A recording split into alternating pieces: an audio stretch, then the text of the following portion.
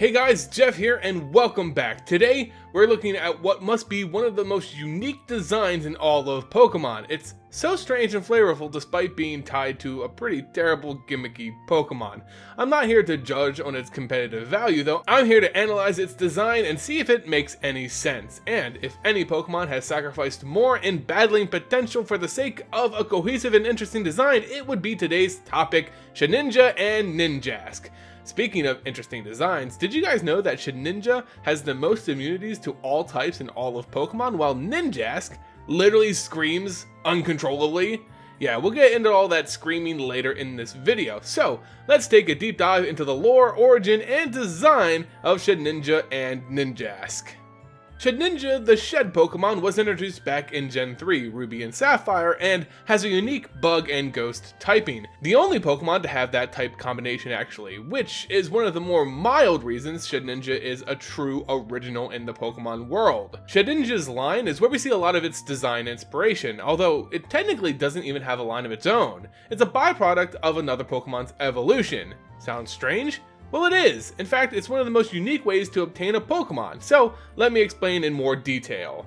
Shedinja starts its life as a Nincada, a bug and ground type Pokemon. At level 20, Nincada evolves into a bug and flying type named Ninjask, a pretty bog standard pathway and family line for bug designed Pokemon, but one thing's missing, the Shedinja. To obtain a Shedinja, all you need is an open spot in your Pokemon roster and for the Nincada to evolve. Back in Gen 3, you also needed an extra Pokeball in your inventory, but that's since been changed. When Nincada evolves into Ninjask and you have an open spot on your team, you'll automatically obtain a Shedinja in your party.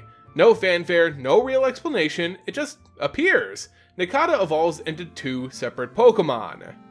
To understand why this makes any sense from a design standpoint, let's take a look at the real-world example that inspired this line of Pokemon. This line is based on an insect family known as cicadas. Guys, I live on the east coast of the United States, and if you've ever seen, or more specifically heard cicadas, you guys know exactly what I'm talking about. They're a menace! They fly in swarms and only come out once every few years, as their young wait for favorable conditions to hatch and breed. So, we all get these cicada swarms ever so often in the summer months, and they're deafening. They're like a loud dust cloud.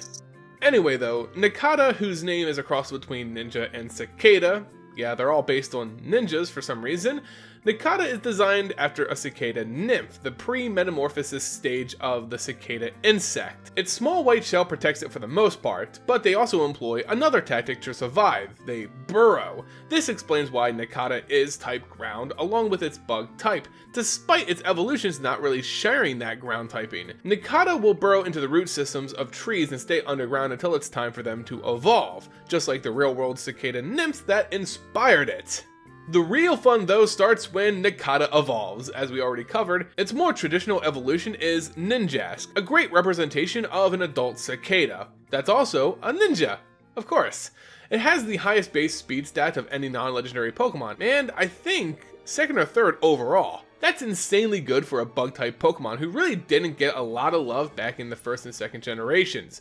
Now besides that, its stats are meh. Although 90 attack and learning X's are decent, it's not going to survive a single hit with its low health and defensive stats. Still, as a Pokemon based on a cicada, how does its design stand up to the real-world example? It's funny that my memory of cicadas are plagued by the screeching noise they make, because in its Pokedex entries, it literally says if it's not trained, they'll just scream all the time. This is so on point for its design and a huge flavor win for Ninjask, as annoying as it is. The entries in its stats also suggest it's one of the fastest Pokemon around, but are cicadas really that quick of flyers? This is where the design sort of falls flat. Most species of cicada aren't great flyers, let alone some of the fastest in the animal or even just the insect kingdom. For their short life cycles as adults, they mostly just cling to the same tree they were hatched under and scream, day and night, screaming for mates and that sweet, sweet bug love. They do have wings and they can fly, but people notice they kinda suck at it. Flying is drunk, clumsy, inelegant, and often running into buildings and trees on the way to their destinations. Far short of the blinding speed of Ninjask, but perhaps that speed and control comes from its ninja inspiration. Honestly, I can't say why it has a ninja mask or Shararkin arms, the traditional weapon used by ninjas, but yeah, apparently a ninja cicada is a better flyer than your average cicada. So that's a pretty easy comparison and reference to see. A cicada nymph in Nincada evolves into an adult cicada that screams all the damn time, i.e. Ninjask. But what's Shedinja's role in this? Alluded to in its name and even typing, Shedinja is the discarded shedding left behind by Nincada during the evolutionary process. This has a real-world equivalent again in the cicada family. Anyone who's got experience with these annoying bugs know that after their cycle is through, and their screaming starts, you'll see these little husks of cicadas all over the place. These lifeless, almost perfect timestamps of when the nymph hatched to an adult form is actually what Shedinja is based on. Shedinja's design is more reminiscent of Nincada than Ninjask, and that's because the skin of the cicada almost 100% keeps its form even after the adult discards it. Its wings are unmoving. It doesn't fly more so than it floats. And that's because those aren't wings on the Shedinja, but rather the split shell from which the adult Ninjask exploded from. It has no internal organs, no internal anything. It's literally an empty husk. But its form is still lifelike, just like the shells of a cicada. But then, how is this another Pokemon at all? Why isn't it just an irrelevant trash like a real cicada shell? That is why we see the ghost typing on Shedinja and it gains a new halo-like structure in its design.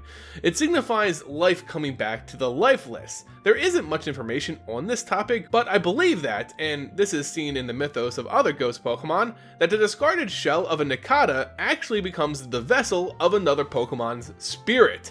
We've seen this sort of possession theme with other Pokemon, like Phantom, so the same thing is probably true for Shedinja. So yeah, in short, it's the empty discarded shell of a Nincada that's possessed by a ghost and just jumps into your party. That's some pretty sick and slick design. Shedinja is a super flavorful and unique Pokemon in terms of its design, but its uniqueness isn't limited to just that category. Everything about this Pokemon is flavorful and on point. As Shedinja is just a hollow husk, this Pokemon represents that by having the lowest base health of any Pokemon. Shedinja can ever only have 1 HP. It takes this weakness and turns it into sort of a benefit with its unique ability, Wonder Guard, which prevents Shedinja from taking any damage from moves that aren't super effective to it. Being type Bug and Ghost, that means it only really has 5 types of moves it can take damage from, and those are Flying, Rock, Ghost, Fire, and Dark. Everything else, Shedinja is just immune to, straight up, meaning it has the highest number of immunities out there for any Pokemon. This unique gimmick for battles is also represented by that halo again, because it's a freaking miracle this empty shell with 1 HP can survive anything. Still, this Pokemon's stats leave it a lot to be desired. It's of course vulnerable in its health, and its defense stats are essentially worthless in protecting that 1 HP it has. Its best stat is Attack, but being type Ghost, you really wanted it to be Special Attack. All in all, Shedinja sits at just 236 base stats. That's even less than the Nincada it evolved from, the only Pokemon whose evolution has worse stats than its first stage. So while the design is sound, I'm not taking it into battle anytime soon. But honestly, what can I really complain about? In effect, it's a free Pokemon who just appears in your party. Can't look a gift-haunted husk in the mouth. Near the start of this video, I mentioned that Shedinja in particular is a Pokemon who sacrifices battle potential for a thematrical design. Flavor trumps power in this case, and while its Holy Ghost empty frail husk aesthetic is accurately displayed in its low health and ability, it makes this Pokemon more of a gimmick than anything else, but that's completely fine to me. A Pokemon like Shedinja, Nincada, and Ninjask add so much depth to the Pokemon world for following their core design so thoroughly, even with a few exaggerations here and there. It fits together so well, and it's a great example of how the world of Pokemon can be fleshed out and more than just a collection of game mechanics. So yeah guys, that's the design and mythos behind Ninjask and Shedinja. Certainly one of the most unique lines of Pokemon out there. If you guys have ever dealt with cicadas in real life, just let me extend my condolences, but you'll also understand both of these Pokemon perfectly. You'll understand that screeching Nincada as they burrow and hatch into Ninjask and screech even more, while their perfectly preserved skins just lay there and become possessed by ghosts. We see it every 5 years here in Maryland. It's just nature being beautiful, right guys?